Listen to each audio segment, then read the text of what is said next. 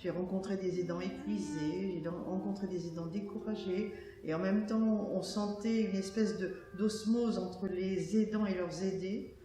Je me suis dit qu'il fallait que je fasse quelque chose pour leur venir en aide, quelque chose qui les sortirait vraiment de leur quotidien et qui leur permettrait de découvrir autre chose. Dans ta vie ?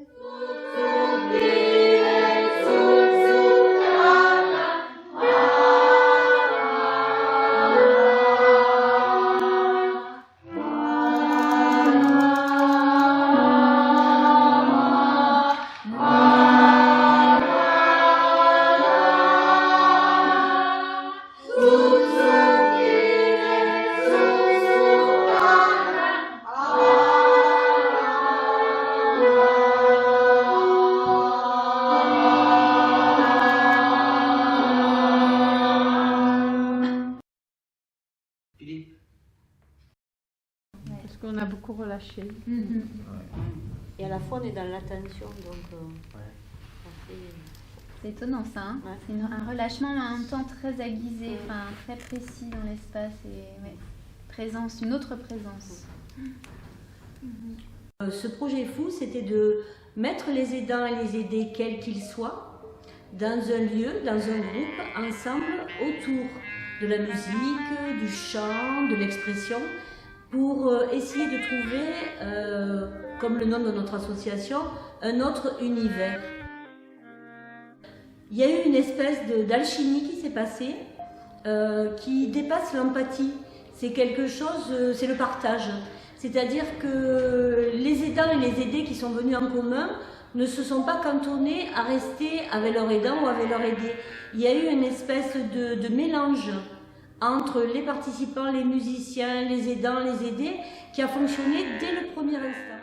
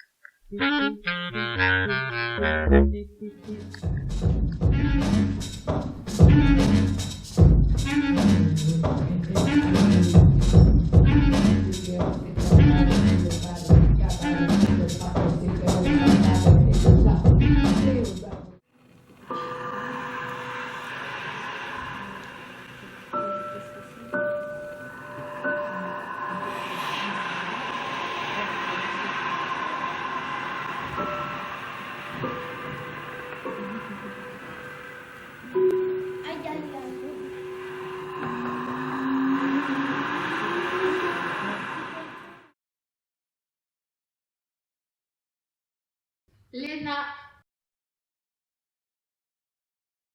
J'avais besoin de rencontrer, je sais pas, cette relation d'entraide, de relation de fusion, de relation d'attachement entre une personne qui a besoin d'une autre pour exister, pour vivre. Donc c'est cette notion-là qui m'intéressait. Du coup, moi, à travers mon art qui est la danse, j'avais envie de me confronter à cette relation du deux. Alors c'est vrai que j'avais beaucoup d'appréhension quand j'ai su que le porteur de handicap était multiple.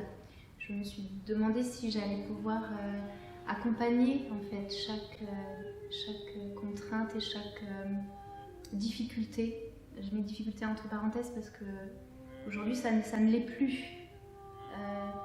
Voilà, les semaines d'avant, j'ai travaillé beaucoup sur ça, comment je vais pouvoir me positionner, comment je vais aider chacun. Et c'est vrai que là, je rencontre en fait des personnes, je dirais entières, dans lesquelles on voyage ensemble en fait.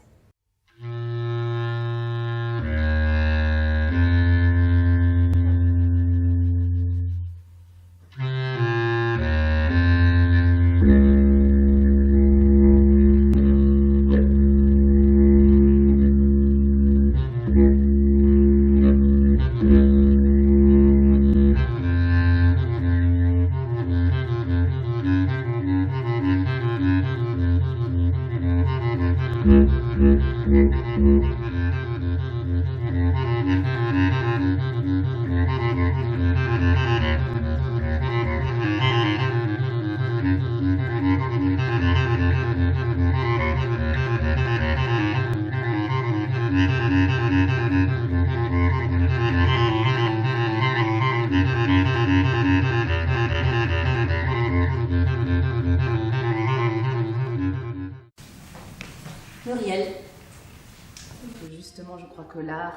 transcende tout, en fait, transcende la maladie, transcende l'âge, transcende la difficulté, transcende même des talents particuliers que certains peuvent avoir, on les retrouve. Je crois que c'est vraiment une humanité qui se déroule devant nous.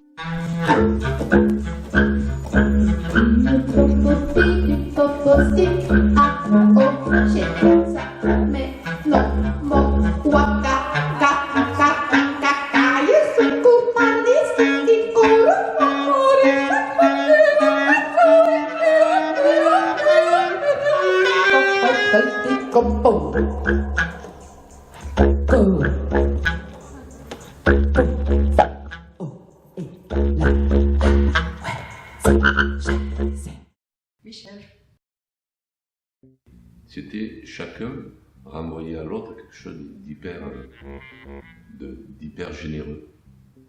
Et ça circulait comme ça. Et donc du coup, avec Emmanuelle, la chanteuse aussi, qu'on écoutera tout à l'heure,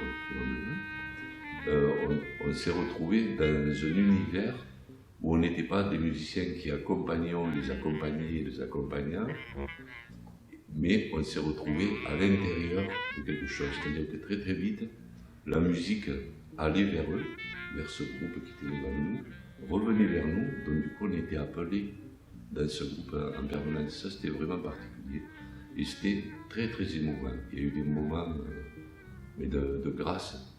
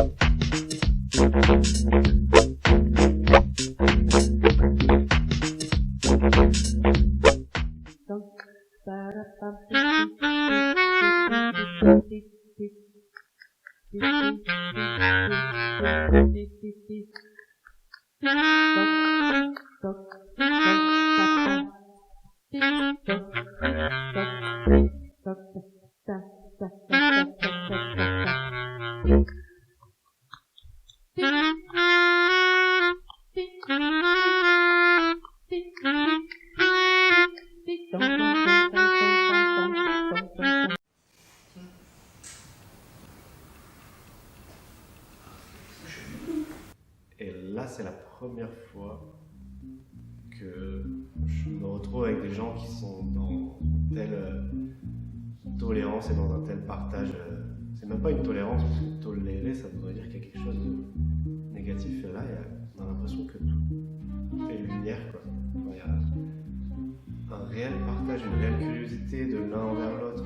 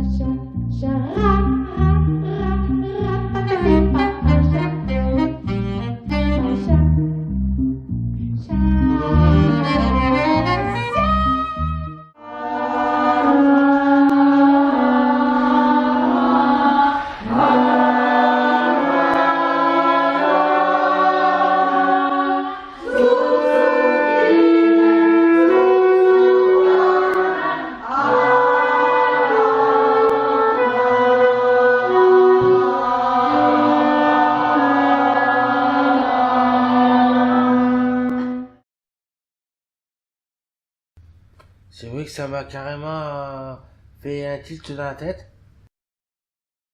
Libéré et carrément épanoui.